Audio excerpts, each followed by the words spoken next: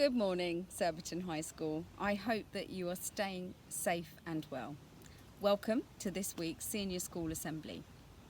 Firstly, I want to congratulate you all for getting through something that has never happened in the history of the school, and that is online assessment weeks. You've done really well. You've managed to learn new subject material, attended virtual revision lessons, and used newfound digital skills on your iPad to complete end-of-year assessments. Year 11 and Year 13, you've continued to show resilience and commitment to your bespoke courses. Well done. We can of course say that everything that we've done during this whole lockdown period is full of firsts.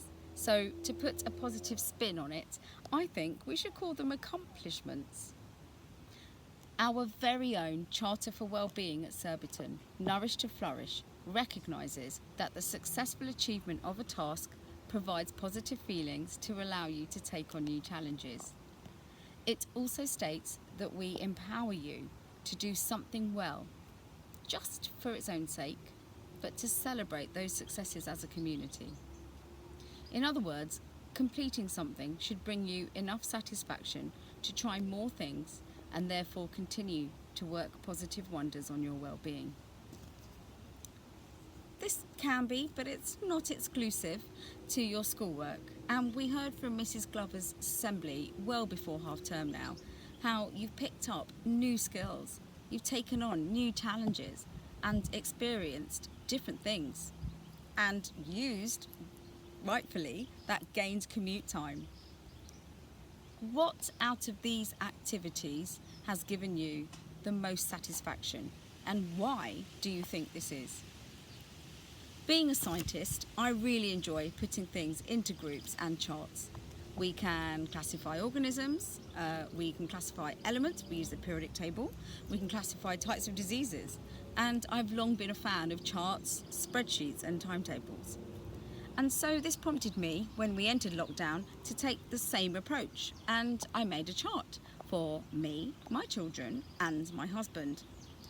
It included work times, creative options, exercise options, and even a performance option. They had the flexibility to choose. I made many plans and I listed lots of books that I would read, films that I was going to watch, and people that I needed to call, and jobs around the house. In true teacher form, I even bought some stickers to provide the family some incentives to make sure that we did these various activities. During the first few weeks, I was very good. I woke up when it was cold, I pulled on my gloves and trainers, and although still a little bit dark, I ran/walked a couple of miles every day before work. I improved my time every day. I felt really good and extremely satisfied, as I'd accomplished something daily before lessons had even begun. Shortly after those initial weeks, something shifted. I started snoozing the alarm a few times. I was dashing about getting ready for morning meetings and my day's work that I was going to have in my dining room. It was all a huge rush. This phenomenon, it actually started happening to the whole family, and tasks and activities took much longer to accomplish. My garden was strewn with half-completed painted rocks, my daughter, and vegetable plants, which I had with good intentions, grown from seed, but they were bursting out of their seed trays, desperate for repotting. The cupboards that I had intended to clear out were getting even more full, because I gave myself the excuse that charity shops and the refuse recycling centres were shut. The truth be told, the whole chart was a disaster and it had lost its sparkle, and rather than motivating the family, it felt like a set of instructions for before and after work. How was I going to make my family still feel accomplished if they weren't going to follow the schedule? I recently read a story, really quite similar to mine, and the writer had found that studies suggest that sticker charts or star charts might not be as useful on preschool children, and goes as far to say that actually they could have unhelpful side effects. There's plenty of research to show that if children are rewarded for doing something that they might want to do anyway, it actually could end up discouraging them from doing that activity if they don't have the promise of a payoff. As Stanford psychologists Mark Lepper and David Green from the University of Michigan, they noticed this way back in the 1970s when they studied the effects of rewards on 51 children aged between 3 and 4 who were interested in drawing. The children were divided into 3 groups. The first group were told that if they took part in a drawing task, they would receive a certificate. The second group would also receive a certificate, but they weren't told that this was the case. They actually got a surprise reward.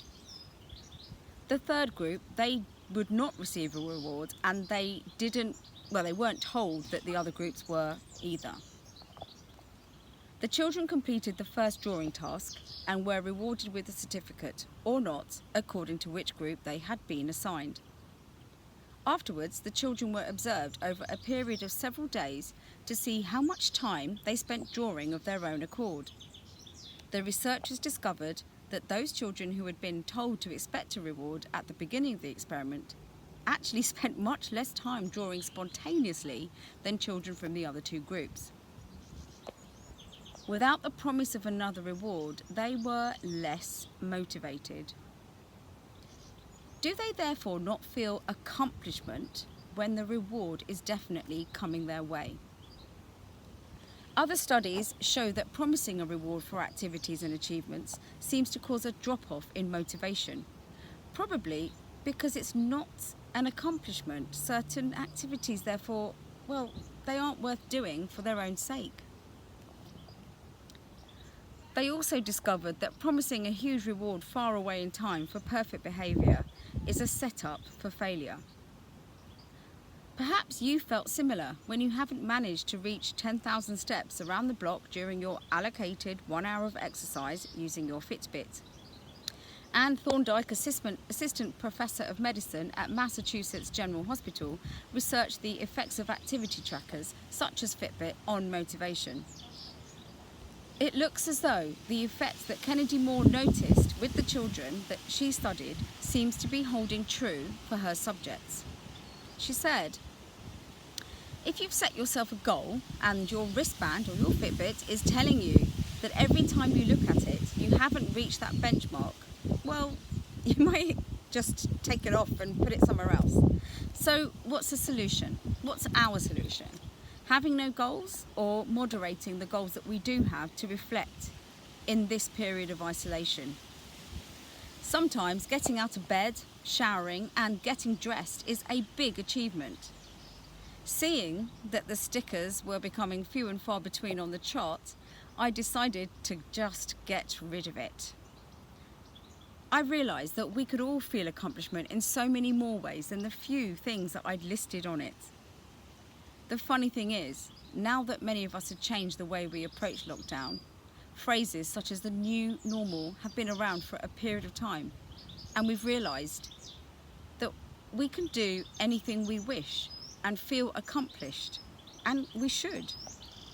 I certainly found satisfaction in the fact that I taught my 9-year-old daughter how to knit.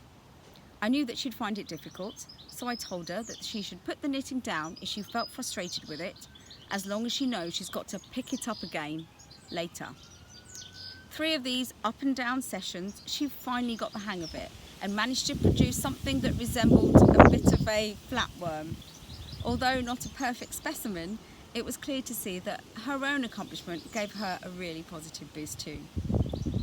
Sorting out cupboards, messy drawers in my house can now be called an accomplishment because it's finally done until it all gets probably messed up again. There are so many examples to take.